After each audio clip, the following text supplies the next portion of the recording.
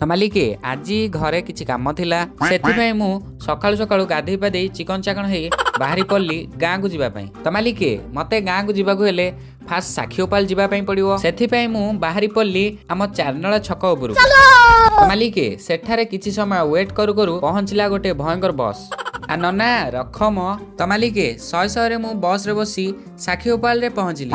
ତାପରେ ମୁଁ ଶହେ ଶହେରେ ସାକ୍ଷୀଗୋପାଳ ମାଟିରେ ପାଦ ଥୋଇଲି।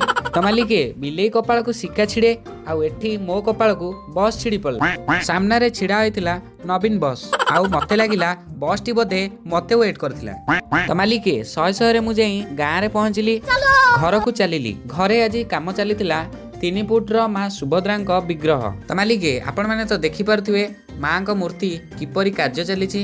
ଯଦି ଆପଣ ମାନେ ମାଙ୍କର ଫୁଲ କାମର ଭିଡିଓ ପାଇବା ପାଇଁ ଚାହୁଁଛନ୍ତି, ଆମ ଇନଷ୍ଟା ଆକାଉଣ୍ଟକୁ ହାଲକେଇକି ଫଲୋ କରିବା ସହିତ ୟୁଟ୍ୟୁବ ଆକାଉଣ୍ଟକୁ ସବସ୍କ୍ରାଇବ କରନ୍ତୁ। ରହୁଛି, ଦେଖା ହବ ପୁଣି ଗୋଟେ ନେକ୍ସଟ ଭିଡିଓରେ। ଜୟ ଜଗନ୍ନାଥ।